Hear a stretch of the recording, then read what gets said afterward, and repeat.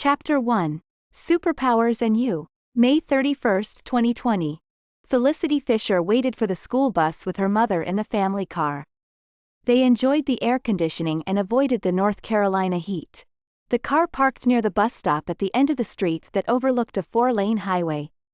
Today was the last day of school, and Felicity was happy to finish her second year of high school. Both were slim with long brown hair. Carol wore a business skirt and jacket despite working from home. Felicity wore jeans and a loose t-shirt. She had her father's deep brown eyes that gave her a darker look than her mother's blue. "This is your last free summer," Carol said. "Is it?" Felicity said. "Next summer is your church mission. Then senior year you'll get a job. When you turn 18, I'll throw you out of the house," Carol said. "You and Dad have threatened to throw me out for years," Felicity said. "Threatened?" Carol said. "I could live on the streets and play in a jazz band," Felicity said. "What about college?" Carol said. "Accounting. It's been good for you and Dad. I could still do weekends in a band," Felicity said. Carol glanced at the rearview mirror. "Here's Colby," Carol said. A second girl opened the back door. Shorter and much heavier with thick legs, Colby had curves compared to Felicity, the beanpole. "Hey, Colby," Felicity said. "Hey, Flick." "Hello, Miss Fisher," Colby said. The two had been friends in middle school. Colby became a second daughter to the Fishers that could come and go from the house. "Last day of school," Carol said. "I know. I want this day over," Felicity said. "Got a list of chores for you," Carol said. "Great," Felicity said and leaned back into the seat. A sports car raced past in a blur. Smoke rolled from the tires, leaving a black streak on the road. They watched it pass. "What was that?" Felicity said with a lean forward. She saw the school bus turn the corner of the street. "Someone's impatient, like you." "Here's the bus," Carol said. Felicity and Colby stepped out into the heat to walk to the stop. Another screech of tires had them pause. The sports car came back with a raw growl of the engine from behind the bus.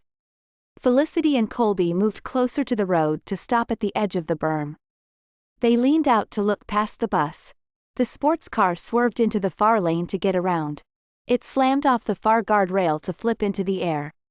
The sports car passed the two girls by inches. It tore a gouge into the median and threw dirt on their shoes. A pickup truck with police lights and sirens screamed up the road. As the pickup slowed, a man jumped out of the truck bed and skidded to a stop. He walked like a titan, over 6'4" and with a mass of muscles. Approaching the wreckage, he waved to the girls to move back. The tactical vest he wore had the letters PAHA. The door of the wrecked car flung off into the street. Traffic backed up, and more police cars arrived. A man with lean, corded muscles climbed out of the wreck. The two men looked at each other for a moment. Carol broke the pause. "Girls, get back in the car," Carol said. The two men closed the distance in a blink.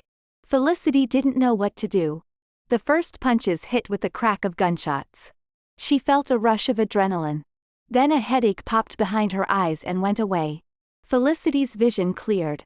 Colby had run to the car and turned around to get Felicity. The punches were too fast for the eye to follow, with thunderclaps as the air warped around each blow. Felicity felt the shock of the hits move in the air. The two men traded punches with little effect on each other. This only happened on television, Felicity thought. The lean man threw a wild swing. His fist clipped the wrecked car to rip a chunk off. The big man's hand snapped out to grab the piece of steel and fiberglass. He missed. It slammed into Felicity's forehead. Felicity woke to see the fire department, her mother, Colby, and the PAHA man. They all stared down at her on the ground. She tried to get up, but the paramedics held her down. Carol threw her arms around Felicity, but the paramedics separated the two women.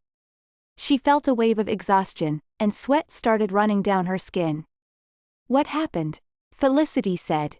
"Accidents didn't happen to her. Accidents happen to other people." But she was on the ground looking up. "This should have killed you," the man said. He had the chunk of the car in his hand. "Your head's not even scratched," Colby said. Felicity touched her forehead. No blood, no bruise. The medics rolled Felicity onto a backboard and strapped her. The man from the PAHA pulled a business card from his wallet and wrote an address on the back. He placed a hand on Carol's shoulder, handing her the card. If the doctors clear her, take Felicity to this clinic. The PAHA will cover the expense. Ask for a DNA test, he said. Carol turned pale. The card said Rudolph M. Powers. Piedmont Atlantic Hero Association. Felicity heard her mother say, DNA test, as the ambulance doors closed.